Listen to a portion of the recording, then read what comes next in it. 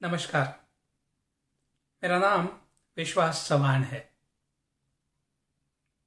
मेरी जिंदगी की शुरुआत बहुत ही सामान्य घर में हुई। मेरे पिताजी कारपेंटर थे, माँ घर चला करती थी। हम ऐसे घर में रहते थे जिसको ऊपर 1000 छेद थे। बरसात के दिनों में पानी ऐसे टपकता था जैसे नेचुरल शावर हो। पूनम की रात को चांद की किरणें आके हमें छू भी जाती थी। पूना के एक झोपड़पट्टी में रहते थे, तो बचपन से यह ख्वाब था कि मैं खुद का एक मेरे सपनों का घर बनाऊं, मेरे सपनों का घर ले लो। जैसे जैसे जिंदगी आगे बढ़ती गई, पढ़ाई होती गई, जब जॉब मिला, साइंटिस्ट बना, लेकिन तभी दाल आटे का भाव भी पता चला। ये पता चला कि घर बनाना आज की महंगाई के दिनों में इतना आसान नहीं है जितना घर के सपने देखना है। बड़ी मशक्कत के बाद मैंने मेरा पहला घर खरीदा, वो भी बैंक से लोन लेके। शायद मेरी कहानी आपसे कहीं मिलती जुलती तो नहीं है। आपने भी घर के सपने देखे। पता चला कि घर खरीदना इतना आसान नहीं है, पैसों का जुगाड़ कहां से करें। फिर आपने भी मेरी तरह बैंक से लोन लिया होगा, और फिर उसके बाद आपको आपके घर का पोजीशन मिल गया होगा। घर का पोजीशन मिलने से पहले ही बिल्डर ने आपसे 24 प्रीडेटेड चेक्स मंथली मेंटेनेंस के लिए लिए होंगे। यही हुआ मेरे साथ, और यही जहां तक मेरी जानकारी है सबके साथ भी होता है। और धीरे धीरे जब आप अपने घर में रहने आए, अपने सोसाइटी के कॉम्प्लेक्स में रहने आए, आपको पता चला कि बहुत सारी सुविधाएं, बहुत सारी एमिनिटीज जो प्रॉमिस की गई है वो है ही नहीं। फिर साल गुजरने के बाद आपको पता चला कि बिल्डिंग का कंस्ट्रक्शन भी ठीक नहीं है, लो क्वालिटी का मटेरियल यूज किया गया है, पानी वक्त पे नहीं आ रहा है, एक और अनेक कई सारी दुख भरी दुविधाएं आपके सामने खड़ी हो गई। लेकिन जाए तो जाए कहाँ, पैसा तो लगा दिया है। जिंदगी की सारी पूंजी जो जमा की थी वो इस घर में दे दी है। ऊपर से बैंक का लोन है। बिल्डर से कुछ कहने जाओ तो मानता नहीं है, मनमानी करता है, आपको डराता है, धमकाता है। आपके नेबर से कहो कि आए इकट्ठा होके कुछ करे, आवाज उठाए, अपने हकों के लिए लड़े, तो हर कोई अपने अपने घर में छुप जाता है। यही होता है ना अक्सर, और इसीलिए बिल्डर राज पनप रहा है और बिल्डर राज को बढ़ावा मिल रहा है, क्योंकि हम इकट्ठा नहीं हो पाते हैं। हम हमारे हकों के लिए लड़ना भी शर्मिंदगी की जैसा महसूस करते हैं।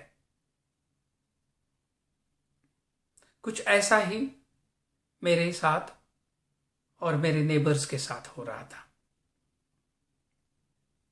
7 साल पहले मैंने जो घर लिया था, घर लेने के तुरंत बाद मैं विदेश चला गया, इसलिए घर में रह नहीं पाया। 7 साल बाद जब मैं वापस आया तो मुझे पता चला सोसाइटी में न पानी है, न बाकी सुविधाएं हैं। और जब मैंने नेबर से, अन्य फ्लैट ओनर से बात करना चाहा, हर कोई बोल रहा था कौन ये झमेले में पड़े, छत तो है रहने के लिए, बस उसी में खुश है हम। हमें वक्त नहीं है। हम व्हाइट कॉलर्ड लोग हैं, सुसंस्कृत लोग हैं। कैसे हम हमारे अन्याय के प्रति खड़ा रह पाएंगे?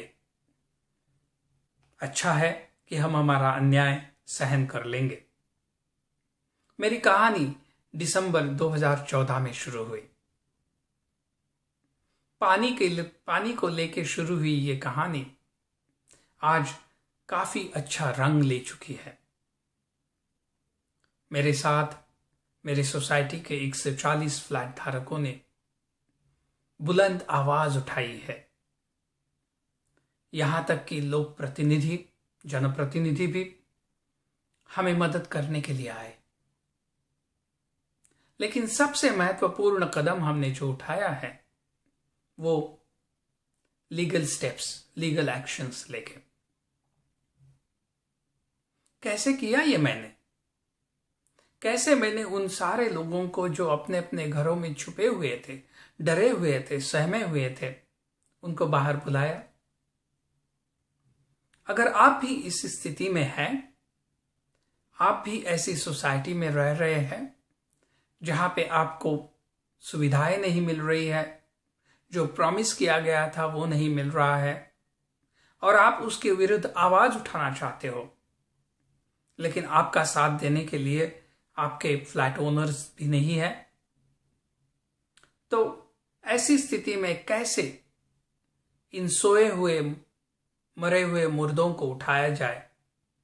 कैसे एक मूवमेंट तैयार किया जाए? आइए मैं आपके साथ शेयर करूंगा सारे सीक्रेट्स। ये काम पैसे से नहीं होता है। ये काम बहुत कामनेस के साथ करना पड़ता है।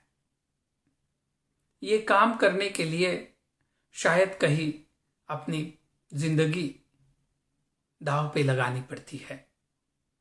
लेकिन जब आप ये काम कर पाओगे, जब आपके साथ एक हुजूम तैयार हो जाएगा, जब आपके सोसाइटी वाले, बिल्डिंग कॉम्प्लेक्स वाले लोग आपके साथ जुड़ जाएंगे, आप बहुत एम्पावर्ड महसूस करोगे और एक ऐसी ताकत, ऐसी शक्ति आएगी जो दुनिया के किसी भी बिल्डर राज को उखाड़ कर फेंक सकती है।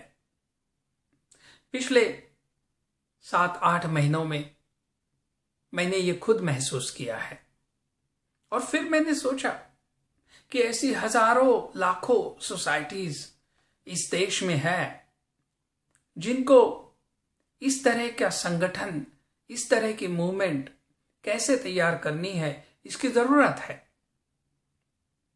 और इसीलिए आज वो सारे सीक्रेट, वो सारे स्ट्रेटजीज, वो सारे रूल्स, रेगुलेशंस मैं आपके साथ शेयर करूंगा।